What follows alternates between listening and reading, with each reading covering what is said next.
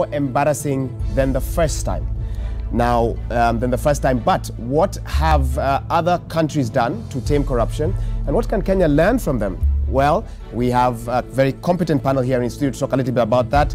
Let me introduce PLO Lumumba, a man who needs no introduction. First time on Citizen Extra. Thank you for joining us. Thank you very much, Waiga. And Dansan Omari, a man who also needs no introduction on this program. He's been here several times, an advocate of the High Court. Karibu sana. Thanks a lot. We'll be getting into matters corruption, and they tell me they are holding nothing back in the first hour of this program. You want to stay tuned for that. In the second hour, however, we'll be talking youth matters and focusing on a report by Geactivate and Geopol that reveals what Kenyan youth consider as their big four challenges. They are saying corruption, unemployment, food security and healthcare is what they are most concerned about. That will be a discussion you also do not want to miss, starting at 10 a.m. And finally, even as Kenyans continue to react to the new computer misuse and cybercrime laws, we take time to look at global trends in the fight against cybercrimes and, of course, internet regulations as well. What are governments around the world doing when it comes to internet regulations? And why are some of them using that to fight dissent under the guise of protecting internet users? That's another fascinating discussion that we'll be bringing to you during the third hour of the program.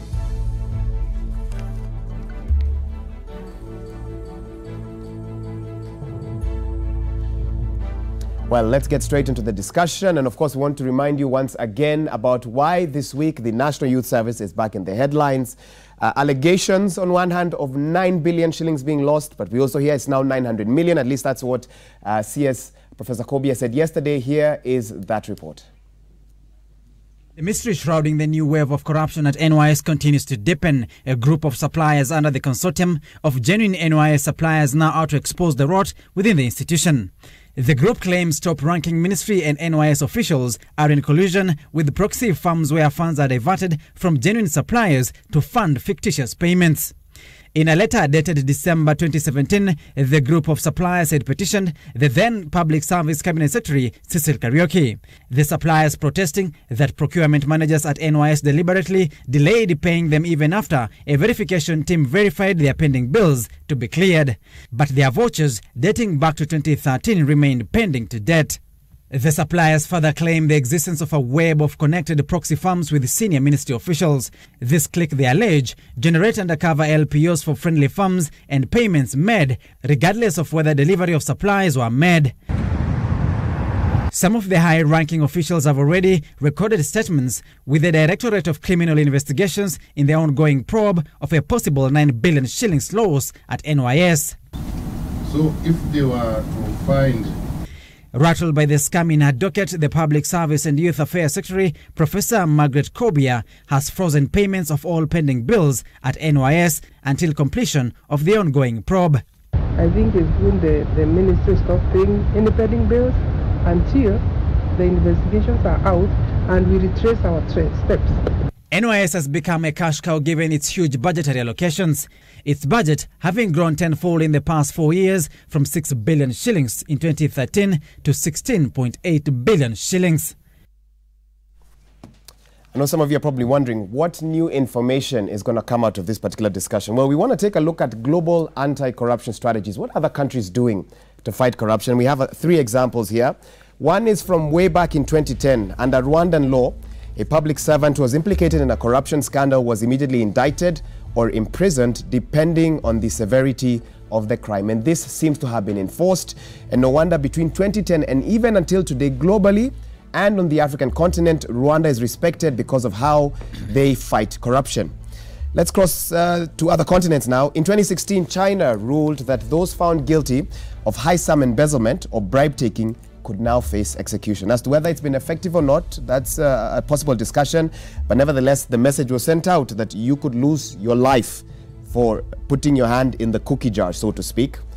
And in Saudi Arabia, this is the most recent attempt at fighting corruption. The Saudi Arabian government claims to have recovered over $100 billion when it detained and interrogated 100 of the nation's leading billionaires in a city hotel until they gave up the cash or confessed to the theft of public funds. That's in 2018. It was a very dramatic series of events coming out of Saudi Arabia, but it also seems to have been effective. Can we carry out such measures in Kenya? Is this possible? That's what I want to ask my guest. Let me start with you, PLO Lumumba. What are your thoughts on this? You know, let me tell you, corruption is endemic in this country. I have myself for the last 20 years spoken about and against corruption. Kenya is one of the most corrupt nations on earth. And I remember in 2015, immediately after President Kenyatta asked members of his cabinet to resign, myself at that time, John Githongo and Tom Mboya wrote to the president and said, declare corruption a national disaster. Subsequently, I and another friend of mine, Barack Muluka, once again wrote to the president, declare corruption a national disaster. A personal letter to the president. A personal letter to the president. And let me tell you, the reason why corruption is rampant in this country is because corruption pays. In the 1980s, the cash cow was the National Social Security Fund, NSSF. And then land, which was allocated to the people. The entire place that we now call the Capitol Hill, where you have UAP and KCB towers, was allocated to individuals for free. And they are now multi-billionaires. And what one sees in this country is a culture of impunity. A culture where if you steal, we canonize you. We canonize thieves. If you look at some of the people whom we elected into public office several years ago, they were named in scandals, they were not convicted, but we know by dint of their lifestyle that they are thieves. We should not use any other name. Thieves, they not are even thieves. Corrupt. Yes, how wezi too. And because we do that, people are suffering in this country. And permit me, before my friend comes in. Go ahead. There are weaknesses in this country. It is not that because we don't have laws. It is not because investigations are not undertaken, but there are problems at the level of institutions. The ESCC, for example, is not enabled. I've always said that in countries where corruption is endemic, the anti-corruption body should also be the prosecuting body. Number two, our courts are also a problem. When you are dealing with corruption, you cannot continue to have the same mindset. Yesterday, a judge, or the day before yesterday, a judge says that the Kenya Revenue Authority cannot raid people's banks and accounts because it is a breach of human rights. What nonsense. If you are dealing with thieves, we must allow our Revenue Authority to raid people's accounts and to raid their residences so that they have these. So our judiciary must change tact. I was very happy the other day when there were convictions in what is called the cemetery case. But we know cabinet ministers who partook of the money. So what we did was to deal with the medium level officials, but the real whales and sharks are out there pontificating to us, and we know them. I'll not name them, but I know them. So in this country we must change, and we, the people of Kenya, the electorate, the Kenyan electorate's love and affinity for thieves is amazing. I want You're speaking to the Kenyans who are watching this program right now. Look at the individuals who during President Kenyatta's first term were either relieved of their offices or were forced to leave offices. And look, and I'll not name them. They are serving in one or the other capacity, presiding over public funds. And yet you expect that the public funds should not be stolen? I would be surprised if they were not stolen. In a nutshell, I'm saying that the way to go is the way of punishment. We saw the Korean president is now serving 24 years. The former Brazilian president is serving 12 years. As we speak. The South African former president was in court a few weeks ago. But here, known thieves are receiving national honors and talking to us even in churches. I want to conclude by saying, perhaps you have not seen this statement, but yesterday, during their meeting, the National Council of Churches gave a statement. What surprises me, and this is also an indictment of the media, no media has mentioned this very important statement except The Nation. And we have it on the program. The Nation has put it in page 5. This should have been the headline. We have it on the program right now. Absolutely. But I understand so we are saying that even the media should go out of its way and have a dedicated page of shame where we name these thieves. Let's not call them by any other name, because when we don't call them thieves. They call themselves entrepreneurs. That one they love. Businessmen, brokers. Let's just call them Wezi. Wezi. That's Omari. Well, my good professor has put it properly the way it is. To me, it's not about the law. To me, it's about you listening. 40 million Kenyans watching. Citizen Extra. The problem has never been the looters. The problem has never been that person who steals. The people who perpetuate and engage in corruption are not even 1% of this nation. The problem is the 99.9% of citizens. I have always agonized whether to say that Kenyans by nature, by birth, by conduct, by implication, have accepted that the definition corruption is foreign. To them, corruption is a term for the foreigners. And that is why the laws that are made for an offense that is not an offense in the mind of a Kenyan. So Kenyans, there's nothing, Professor, called corruption. That is really, a way of life, it is a way of life. And it has been accepted all over. That is why anybody who fights that way of life will be slaughtered. You're a foreigner if you fight corruption. Yes, because you are the only one. My good PLO fought at the EACC. His office was removed within a minute. Abolished. He was trying to change. He was trying to move against everybody in the nation. So when you look at the type of people elected to manage public office, it is disaster. Kenyans, that is the person they dance for. Kenyans, that is what we appreciate. So I think we need to reorientate Parliament to pass a law that says if you do not engage in corruption, then you'll be jailed. Because everybody does it. The offense should not be engaging in corruption. The offense should be not being engaged. Because look at it. Scam after scam. Scam after scam. Year in, year out. What happens? What happens? When you talk about the president, I really sympathize with my president and the deputy. They are saying that they want a country that is non-tolerant to corruption. How do you fight when everybody is corrupt? Every single person. Only except one or two. I mean, including by yourself. birth, that's what I'm saying, either by birth, because the people who propagate theories against corruption, the moment they land in positions of power, what happens? Who has ever landed there other than professor whose office was abolished at midnight? So my position is that we need first of all to look at the psyche of the Kenyans. What is it that is a problem? Look at how we've dealt with the corruption. Corruption is an offense like any other offenses. Why do we create an entity called the EACC to deal with a special offense called corruption? Why? Is it not similar to murder? Is it not similar to theft of shillings? Prof has put it very clearly that that is theft. But we have baptized it corruption. So that whoever is involved in that agenda is arrested and taken to Kilimani. He cannot be taken to Shaurumoyo police station or to Kamkunji cells. Whoever is arrested will be given cash bail. Whoever is arrested will be treated with a lot of decorum within the courts. A special division must be created to handle them.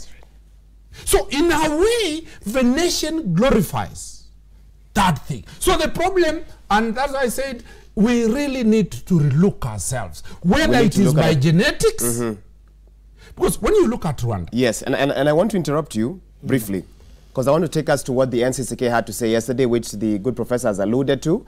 They spoke on various issues. They said that the president needs to declare corruption and like a sort of like a national emergency in this country. Secondly, they also asked that a one-year amnesty period should be given to anyone who has stolen public funds to return the money. But they also asked for the disbanding of EACC, which is led by a former clergy. Let's listen in. Without casting aspersions on individuals and personalities working at the EACC, We have had that infrastructure for rather long, and we cannot see matching results in the work that is done, even though we hear occasionally little proceeds of corruption have been recovered. That is disproportionate in keeping with expectations Kenyans have. If you examine globally, there is no country where corruption has been sorted because layers and layers of commissions were put in place. These are bypasses that have been created in Kenya in dealing with corruption, sometimes because it is perceived that the police and the CID have failed in investigating and bringing corruption criminals to book. We urge that this be revisited so that the president can take full responsibility for fighting corruption by placing it within ranks, where when people deliver, they are rewarded and commended. When they fail, they are fired without creating bottlenecks which appear to protect corruption. That's why we have called for corruption to be treated as a national disaster and to have a Marshall Plan put in place that possibly could turn a new page for Kenya. So while Kenyans run around almost like headless chickens, trying to figure out what to do with corruption, this is what some other nations are doing and have done in 2018. Let's start with South Africa. Last month, former President Jacob Zuma appeared in court on 16 charges related to a multi-billion rand arms deal. Unbelievable that this would happen on the African continent, but we saw it live on television. Meanwhile, in South Korea, former South Korean President Park Geun-hye jailed for 24 years after she was found guilty of corruption. It's not just in South Korea, we can also take it to Brazil, where former President Lula is currently serving a 12-year sentence on corruption charges. And at some point it looked like he would not hand himself into the authorities, but he actually did, and is currently behind bars, even as a general election is looming, and they say that he could have won that election, but all this is complicated now by his sentence. We also know that in Israel, about 2 months ago, Israeli Prime Minister Benjamin Netanyahu was actually questioned by Israeli police over alleged bribery cases. And this was something that many could not believe, that police can actually summon the president or the prime minister of a nation and question them. In Africa, this seems easier said than done. And in the USA, yesterday marked 1 year since Special Counsel Robert Mueller began investigating possible President Donald Trump and Russia collusion. This is a case that's been going on for 1 year, and even though the president has not been happy and he says it's a witch hunt, nevertheless, the process still continues. PLO Lumumba, you've heard from the NCCK, you see what's happening around the world. Bring those two together for us. Let me first of all say that President Uhuru Kenyatta is now in a very unique position to help deal a death blow to corruption in this country. He is serving his last term. He will not need Kenyans' votes. What he must now do is the right thing. Kenyans, the majority of them actually want the right thing. The majority of them are victims of corruption. And the way for the president to do it is, number one, to recognize, and the African Union has already declared the year 2018 as a year for the fight against corruption for economic transformation. I agree with the NCCK. The president should declare corruption a national disaster. Number two, the president should declare amnesty for those who have, I agree with NCCK, should declare amnesty on the following conditions: that you declare your wealth and we determine whether you are right against your income tax returns for the period that has been issued, and for any property that you cannot account for. Parliament creates a special fund into which all these properties received from the seizures will go into, and that if you lie, we send you to jail. Who will you trust to run that fund? No, they are Kenyans who are good. They are good. The reason why Kenya still remains as a going concern is because they are good Kenyans, and they are there, even in the civil service. They are there. But their work is concealed. The other thing that we should do is that the president should proceed on the basis that in the fight against corruption, there is political accountability and criminal liability. So that individuals within his government who headed institutions during the period, for example, of the NYS scam should have resigned. They should not be telling us things. Those who are there, they should resign. They take political responsibility. That is different from criminal culpability. And those who are involved should then be prosecuted. In the intervening period, they should have left office. Churches, I've listened to the NCCK. Don't blame the EACC. The EACC is a body that is created for the purpose of investigation only. Does it receive sufficient funds? No, it does not.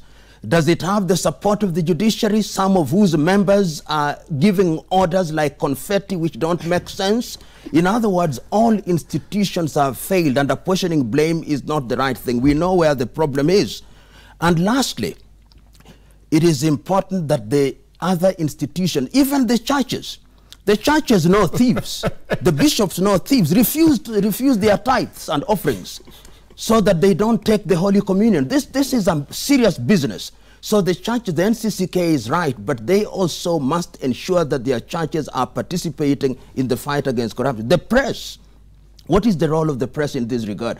Deny interviews to individuals who are known thieves. The president should strip all known thieves of the national honors that have been given to them over the years. We don't want Moran and elders of the burning spear, people who are thieves, and we know them. So President Kenyatta, and if President Kenyatta is listening, or those who work with him, my dear President, I appeal to you.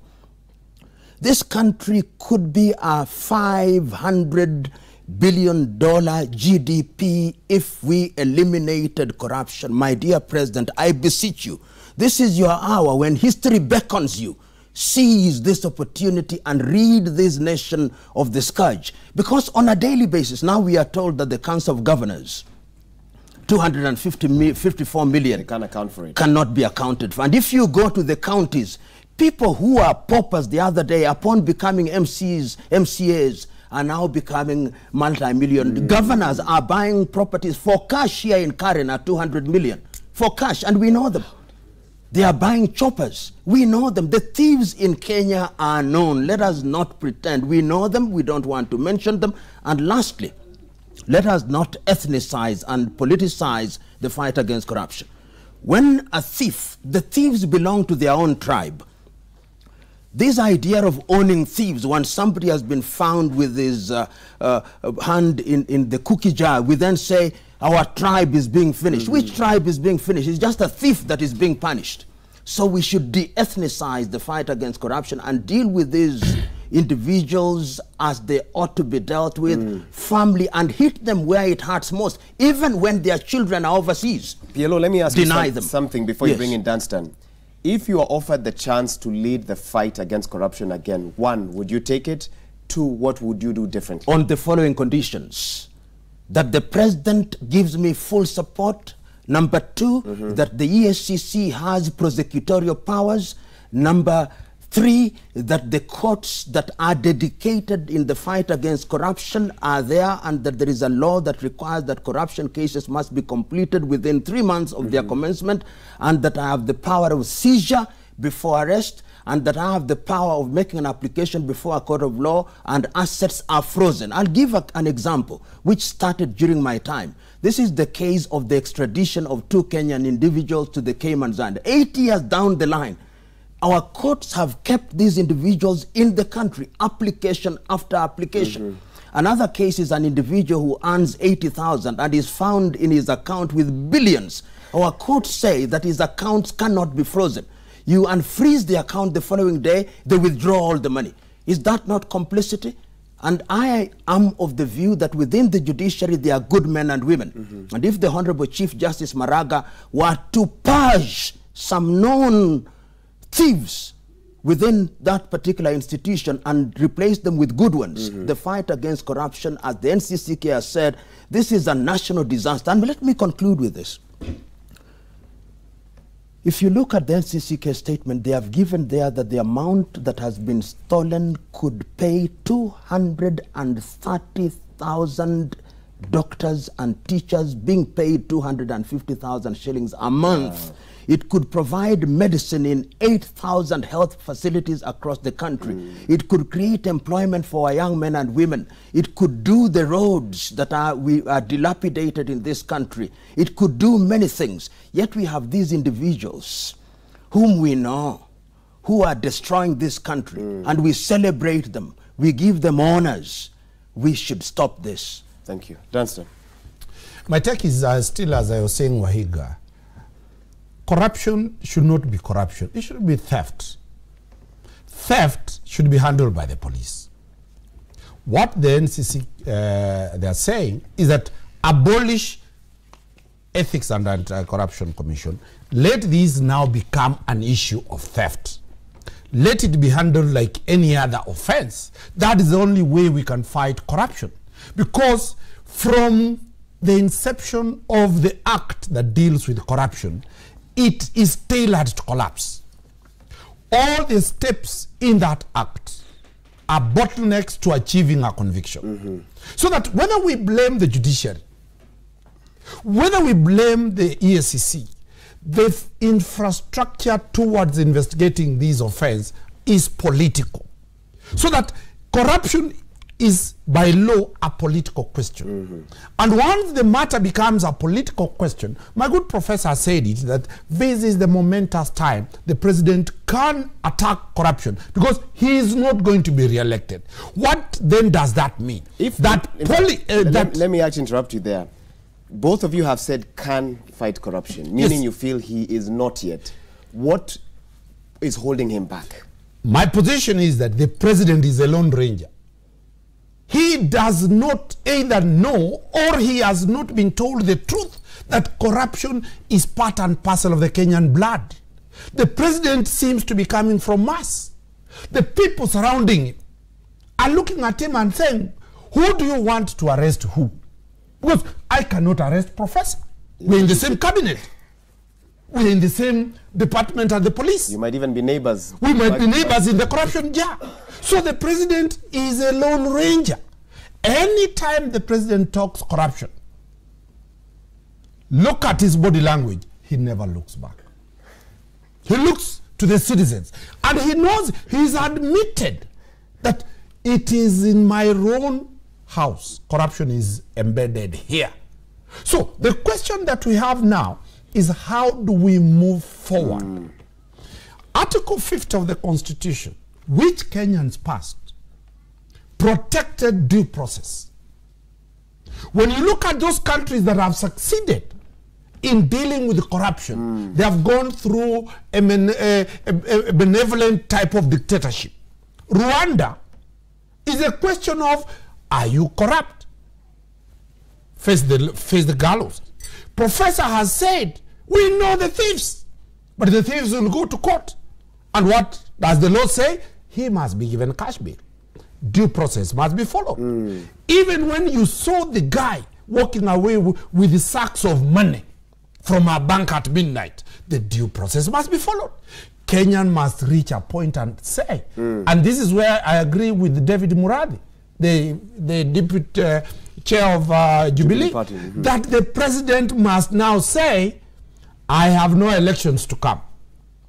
I will get guys, swallow them to committee, let them be going to court. Meanwhile, work continues. Work continues. Work, because the president has one tool that nobody else has, the administrative power and the executive power bestowed on him to sack everybody. Fair enough. So that by the time you are going to the labor court to challenge already people of integrity, and there are very many, there are very many Kenyans ready to serve this nation. So my position and my prayer, as we said, Prof has put it, the president is listening, the deputy are listening. It is people do not want stories. Kenyans want at Uhuru Park, everybody carried. We get young professionals to move this country forward. Fair enough. Well said. Well, the World Bank actually had a proposal, strategies to fight corruption. Let's see if we'll be able to project some of those.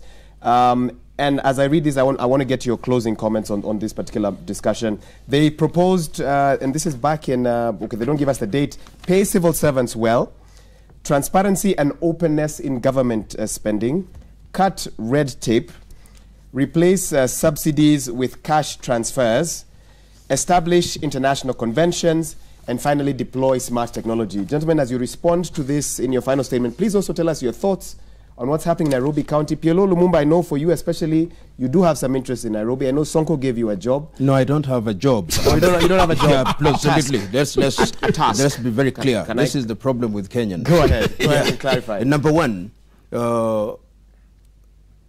I've been asked to head a committee which is determining the validity of bills, which in itself are fight against corruption. Yes. And that is what I'm undertaking. And number two, the World Bank prescriptions are standard. World Bank has this view, one size fits all, which doesn't work and has not worked in many places. When the UN Convention came about and the African Convention for combating corruption and preventing corruption, the reason why corruption was to be dealt with separately and differently through separate institutions was because corruption undermines democracy. Corruption is a unique white-collar crime whose participants are sophisticated and sometimes even have contracts that appear legitimate. You therefore have to give it a different eye. What we know in this country is that at critical stages in the history of the country, there has been no political will. The politicians say with their mouths what they do not believe in their hearts. And this is true of those in government and true of those in opposition. And Kenya is unique. Those who call themselves oppositionists are one time in government and the other time. So that in Kenya, there is no real opposition. They are just people who are competing to be in government. And number two, we now see a president who is himself disgusted. And he's disgusted at the right time. He's disgusted at a time when he knows that he has only 4 years to go and he wants to be remembered fondly, both by history and Kenyans. And we are saying that that gives him a unique opportunity to use the instruments of the law. We are not saying that the law be ignored. And I believe that if that is done and he takes both political action and allows legal action to take place, all these factors conjoined will serve to improve the quality of the people, of the lives of Kenya. And very lastly, all of us Kenyans have a duty to fight corruption wherever we are. This idea that corruption is a duel between EACC and the corrupt is misguided. Wherever you are, whether you are in Taveta or elsewhere, make sure that wherever you are, you don't participate in corruption and that we preach against it as we do with sin.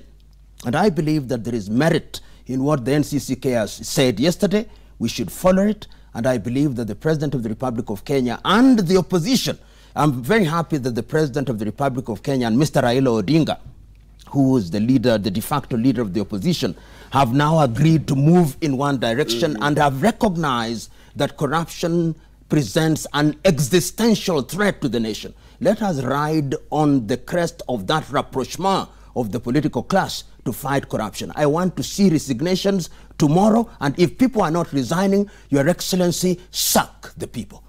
I'd like to give you a chance to speak to the camera in just a bit, but I'm told Governor Alfred Mutua also weighed in on corruption in this nation. Let's listen to what he had to say.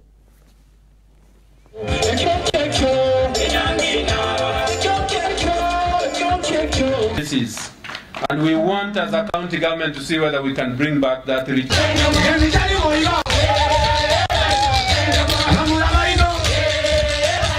Moyo unakuwa na uzito sana tukiangalia vile tuwatunza na vile tutaweza kunawarisha maisha ya Wakenya wenzetu.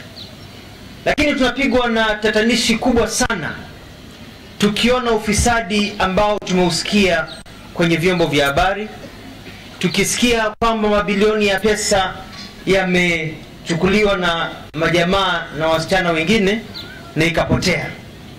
Sisi kama magavana na sisi kama viongozi tunasema ya kwamba ufisadi unamaliza Kenya. Ufisadi unaua Kenya. Na tusipoungana kabisa tuseme tumalize ufisadi huu, Kenya hakuna mahali itaenda. Tutaendelea kuwa nchi ya kuomba pesa na nchi ya umaskini. Bilioni 10 ni zaidi ya zile fedha mimi napata mwenyewe kama kaunti ya Machakos. Pesa za kaunti nzima zinaibiwa na watu kadhaa, wanaenda wanakula pesa, wanakuwa wako sawa, na ni pesa nyingi kuliko zile zinatumiwa katika budget ya kaunti yangu Machakos ama kaunti kama Kisii na Nyamira na zingine. Bilioni 10,000 kwa kaunti kama Kisii, nilifanya hesabu, inaweza mpatia kila mtu, kila nyumba Kisii inawapatia watu shilingi 50,000. Shika pesa ukae nayo kwa kila mtu, kila familia. Hiyo imekula na wachache. Gentlemen, you spoke about the Council of Governors. One of their own is complaining that there is a corruption problem in the nation. Danstan? You know, it is quite, I told you, politicians are chameleons. The governor Machakos knows very well that he has not been prosecuted courtesy of a court order that stopped the EACC for him to take a plea. That is the question that Kenyans are asking. When a politician is at the podium, he's talking of looters, not him. The other one is talking of looters, not him. We need to have it right. The law does not protect corruption. But the law, the way it is tailored, the court has given an immunity from that governor taking a plea. He is in my village, in Gusiland. He's saying how that money could have transformed the whole of the Gusii nation. That is the paradox that Kenyans have. And you've seen how they are dancing, how they are cheering. Kenyans are cheering. We are a lot. I'm telling you, Michael Joseph got it very well when he was at Safaricom, that our peculiar calling habits are funny worldwide. We glorify that which does not need to be glorified. We have selective amnesia that any time somebody is being arraigned in court or is being investigated, it becomes our man, our tribe's lady is being hunted. That is the reason me I'm saying up to now, until it becomes a normal theft like cattle rustling, where you cannot rally the community behind because you'll be told, sinuwizi tu, wewe nenda pale. So the question of it being brought from a global perspective, that corruption is so special, we need specialized who will provide the resources to investigate. It is a politician in parliament. EACC will not be funded. Anytime they will be denied the facilities to work. So in my own perspective, Waiga, the president needs now to move away from the judicious process of dealing with corruption and deals with it from a political perspective and an administrative perspective, where mere suspicion, a mere mention, you're told just walk home. There are more than 20 million people qualified with the degrees to work this country. If the president loses this chance, we do not know what will happen from 2022 onwards. Let me interrupt you with a quick question. Somebody here is asking, one of the biggest impediments to the fight against corruption is the legal fraternity. Lawyers like yourself will defend crooks to the very end in a very convincing manner. And he's actually SMS'd me and asked me to ask you why, and you'll also answer that question as well. I'll answer it simple. The burden of proving somebody being guilty is the state. Every Kenyan pays taxes and provides those taxes to state agencies. But what contribution does the legal fraternity make? The legal fraternity to corruption in this country? Our role is to stand for justice. Correct. Our role is to defend justice. Not to give crooks legal tools. We do not provide, we do not interpret the law in a manner that it is not in consonance with the principles of natural justice, the principles of a fair trial. Because if we do not defend justice, Waiga, you'll be hauled from here today to court and you are told you are a corrupt guy and you are jailed for 10 years. But you just said that's what we need to do. The president should sack. Okay, sack where suspicion. The powers that the president have. That is political action. Political action.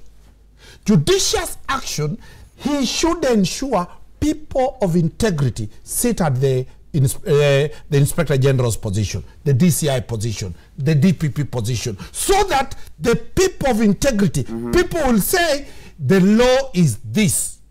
investigations must be done this way, and this is the evidence to be taken to court. Where we have now, the problem we have now is the infiltration of the agencies that are supposed to enforce the law by people who are on the payroll of the corrupt cartel. Fair enough. Let me give PLO and Waiga, let me just say something. Go ahead. You know, the President of the Republic of Kenya is in a very unique position. If the President of the Republic of Kenya wants to know, I've served in 3 institutions. I was in the Constitution of Kenya Review Commission, I was in the KCC, I was at the Kenya School of Law. If he wants to know that I stole in those institutions, he would know. You just simply look at my income tax returns, you require me to give the assets that I have, and then he will know I'm a thief. And for that reason, even within his own cabinet, he is capable of determining who among them was living in a 9 million shilling house and suddenly in 5 years now has a helicopter or has 5 houses. And he knows that that individual is a thief. What we are asking His Excellency, the President of the Republic of Kenya, is that those individuals who are engaging in corruption are committing mass murder. They are committing mass murder because we are getting expired drugs. We are committing mass murder because we are building substandard dams and people are dying in the hundreds. They are committing murder, as Joe Arungu told me last week in Rwanda. We used to drive on the left, but we now drive on what is left of the road. Because people who are given opportunity to do roads don't do them well. And Kenyans should also know that they must suffer the consequences of the choices that they make. If they elect wrong people into office, then they'll pay for it. And it is true that in Africa there are countries that have done well. John Pombe Magufuli in Tanzania is now cleaning house. In Mauritius, they are cleaning house. In Botswana, they are cleaning house. In Rwanda, they are cleaning house. In Ghana, they are cleaning house. In Ethiopia, they are cleaning house. We have the opportunity unique to clean the house. And I'm saying that the time is now. Whether we like it or not, what I called earlier the rapprochement or the reconciliation between Mr. Odinga and President Kenyatta is useful. Useful in the sense that the noise, the levels of noise, political noise will now go down, and we are then able to focus on these real issues. It pains me a great deal that our lecturers cannot be paid, that our doctors cannot be paid, that our nurses cannot be paid. And not once did our parliament call an urgent meeting to discuss those issues. Instead, parliamentarians were meeting to discuss the enhancement of their pensions, converting public service into a permanent and pensionable job. We Kenyans must be angry, and it is our anger that will change. It is the anger of the Egyptians at Tahrir Square that changed Egypt. Kenyans must learn to be angry for good causes. Dunstan, what, as you give me your and I said this before, but this your final comment, why have Kenyans allowed corruption to be normalized so that anger is no longer sort of like a group affair, rather just individual Kenyans here and there who are, trying to raise their voices, but generally people wake up, go about their business as if nothing is happening? A historical mistake happened where our politics became ethnicized, where everything was seen from an angle that we are being fought, so that any perpetuated crime was defined from a political and ethnic position. So that any person from my community, any time he's told that he stole something from the Kenyatta National Hospital, he will rush home, hold a political rally, and you see demonstrations saying, our guy is a target. Until that is resolved, and that is what I think the president is trying to address, and that is what Professor is saying, that Jubilee, the people who were in Jubilee were looting because they wanted to defend the presidency against Raila Odinga's NASA Brigade. The people in NASA Brigade were looting with a view that they wanted to propel their own to the presidency. You cannot touch them. Now that there is nobody to defend anybody, now that the president has nobody to be worried about who can bring political agitation, the president now, having the legitimacy political legitimacy over 100% of the nation, he can pick anybody, sack anybody, and order for investigation. So this is the right time.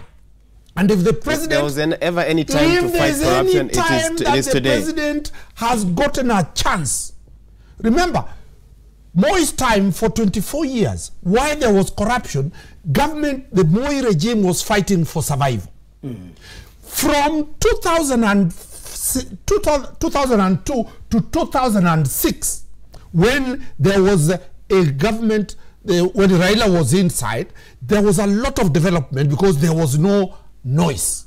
From 2013, President Uhuru Kenyatta and William Ruto have been fighting the onslaught of Raila Odinga. Corruption propelled. So now that we have a unanimity in terms of political harmony, the president should go for everybody today. Today is Friday. So that over Saturday and Sunday, people will be going to church celebrating and praying that now this is our country. This is our country. If the president loses this chance and the deputy, no any other president will ever get a chance. President Uhuru Kenyatta and William Ruto have found to fix everything right. PLO, one word about the nomination of Miguna. One word. I've no word except that I believe that Jubilee as a party has an opportunity to nominate, and through their governor they'll follow the law. And if Mr. Sonko, who is the governor, is of the view that my good friend Miguna is that candidate. But I believe that that nomination is a mischievous nomination. And I believe that Mr. Miguna does not belong to Jubilee, and he himself has said it and is seen through the smoke screen. So let us just follow the law. I don't want to dabble into those politics. I am much more concerned about its institution and how this Nairobi runs. And it should run properly, and I think that there are many things that ought to be done. We cannot live in the capital city of a country where there are no roads, where garbage is not being collected. And I think it is the duty of the central government to actually move in. The government of the Republic of Kenya must be involved in making Nairobi a showcase. And the governor must use all the resources. I've said, and I've written to the governor before, call a convention which will last for only 1 week. The Nairobi we want, with all the neighborhood associations, to tell you what our priorities are. And on the basis of that, Nairobi will begin to change and change in a different direction. You go to Kigali and see what is happening in Kigali. You go to Windhoek in Namibia, you go to Gaborone in Botswana, and you'll see that when people are pulling in the same direction, and the governor considers himself as a CEO to run a company, this city in 3 months will change. Streetlights will work. We can do it. We must do it. And we must ask our governor to do it. And we support our governor and support our central government. We can do it. We must do it. I think that's how we wrap up this discussion. The state of the nation, the state of Nairobi County. Gentlemen, it's been a pleasure. Dansan Omari, thank you so much. PLO Lumumba, thank you. Asante sana for making your debut on Citizen Extra. On that note, we may take a quick break. You're watching Citizen Extra. Stay with us. We will be right back.